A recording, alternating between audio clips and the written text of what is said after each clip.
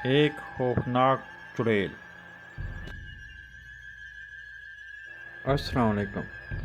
آج میں آپ کی خدمت میں جو واقعہ لے کر آیا ہوں وہ میری والدہ نے مجھے سنایا تھا، جو کہ میرے نانا ابو کے بارے میں ہے۔ یہ کافی عرصہ پہلے کا واقعہ ہے۔ میرے نانا ابو ان دنوں کھاریاں شہر سے 6 کلومیٹر دور واقع گاؤں رڑیالہ میں رہتے تھے، اور میرے ماموں کی عمر اس وقت 2 سال تھی۔ میرے ماموں کی طبیعت خراب تھی، جس کی وجہ سے شام کو میری نانی کے ساتھ دوائی لینے کھاریاں شہر آنا پڑا۔ اس وقت کھاریاں شہر اتنا آباد نہیں تھا، صرف چند دکانیں ہی ہوں گی۔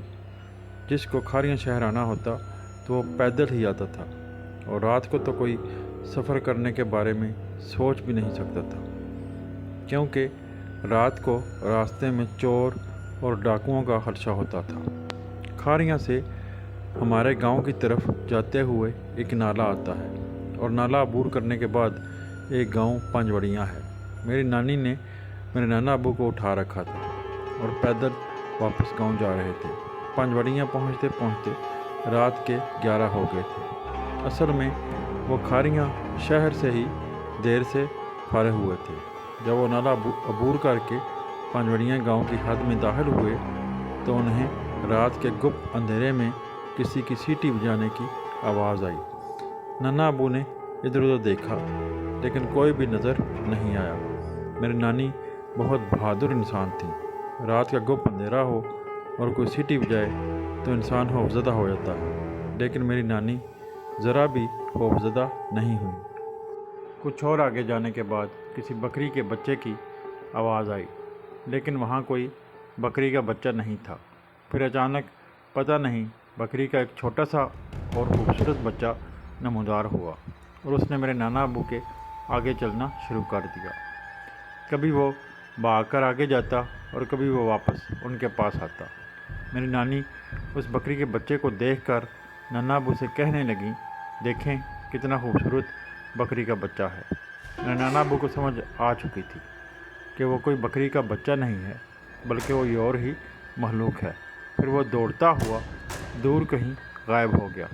پھر پیچھے سے آوازیں آنا شروع ہو گئیں، اور وہ آوازیں میرے نانا ابو کا نام پکار رہی تھیں، جیسے کوئی انہیں بلا رہا ہو۔ رات کا اندھیرا ہو اور دور دور تک کسی روشنی کا نام و نشان تک نہ ہو، اور انسان کے ساتھ اس قسم کی سرگرمیاں شروع ہو جائیں تو انسان ایک قدم بھی آگے نہیں چل سکتا۔ لیکن میرے نانا ابو میری نانی کو حوصلہ دیتے ہوئے آگے بڑھتے رہے، اور میری نانی کا بھی بڑا حوصلہ تھا کہ وہ ذرا بھی خوفزدہ نہیں ہوئی۔ ابھی وہ تھوڑا چلے ہی تھے کہ انہیں دور سے چھوٹی چھوٹی لائٹیں نظر آئیں، جو کہ ادھر ادھر گھوم رہی تھیں، اور کسی جگہ پر بھی ایسی لائٹیں نہیں تھیں۔ آس پاس ہر طرف اندھیرا گپ تھا۔ خیر، یہ سب دیکھ کر میرے نانا ابو کو اندازہ ہو گیا تھا کہ یہ سب کیا ماجرا ہے۔ پھر ان لائٹوں نے ان کی طرف آنا شروع کر دیا۔ میرے نانا ابو نے میری نانی سے کہا کہ سامنے نہ دیکھنا اور ماموں کو سنبھال کر رکھنا، ہم انشاءاللہ یہاں سے نکل جائیں گے، گھبرانا بالکل نہیں۔ میری نانی نے جواب دیا، آپ فکر نہ کریں۔ میری نانی کا یہ جواب سن کر میرے نانا ابو کو اور زیادہ حوصلہ ہوا۔ جب وہ روشنیاں ان کے قریب آ گئیں تو انہیں بہت ہیبت ناک آوازیں آنا شروع ہو گئیں۔ میری نانی کو اگر فکر تھی تو وہ صرف ماموں کی تھی، کیونکہ وہ بچے تھے، اور وہ ماورائی مخلوق ان پر حملہ کر سکتی تھی۔ کہیں سے اونچی آواز میں بہت خوفناک کہے مارنے کی آوازیں بھی آنا شروع ہو گئیں۔ بہت ڈراؤنا منظر تھا۔ اگر کوئی عام شخص ہوتا تو ہمت ہار چکا ہوتا۔ میرے نانا ابو نے جب سامنے دیکھا تو انہیں ایک لال آنکھوں والی عورت دکھائی دی، جو کہ ان سے کچھ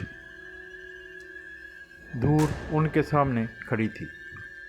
اس عورت کا چہرہ بہت خوفناک تھا، اتنا خوفناک تھا کہ میرے نانا ابو کی نظر اس پر ایک بار پڑی تو وہ دیکھ نہ سکے، اور انہوں نے آنکھیں نیچے کر لیں۔ اس کے پاؤں الٹے تھے، اور اس کے بال اس کے ٹخنوں کو چھو رہے تھے۔ اس کا قد بہت لمبا تھا، اور آہستہ آہستہ مزید لمبا ہوتا جا رہا تھا۔ اتنا خوفناک منظر تھا کہ اس منظر کو الفاظ میں بیان نہیں کیا جا سکتا۔ میرے نانا ابو نے یہ سب دیکھا تو میری نانی سے کہا رک جاؤ اور نیچے بیٹھ جاؤ۔ دونوں نیچے بیٹھ گئے۔ نانا ابو نے میری نانی سے کہا کہ سامنے بالکل نہ دیکھنا، بہت خطرہ ہے ورنہ یہ مخلوق ہم پر حملہ کر دے گی۔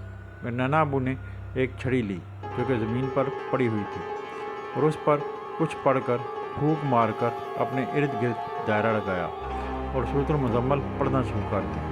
سورت پڑھ کر انہوں نے اسی چھڑی سے ایک سیدھی لائن لگائی اور نانی سے کہا کہ تم نے اس لائن پر میرے پیچھے پیچھے چلنا ہے۔ انہوں نے ایسا ہی کیا۔ دونوں اس لائن پر چلتے رہے اور جب ایک گھر سے دور پہنچے تو انہیں پیچھے سے آواز آئی کہ عبدالغنی تم بڑے خوش قسمت ہو جو میری حدود میں آ کر بچ گئے ہو، ورنہ آج تک کوئی نہیں بچا۔ میرے نانا ابو نے اللہ کا شکر ادا کیا کہ ان کی جان بچ گئی اور وہ خیر و عافیت سے گھر پہنچ گئے۔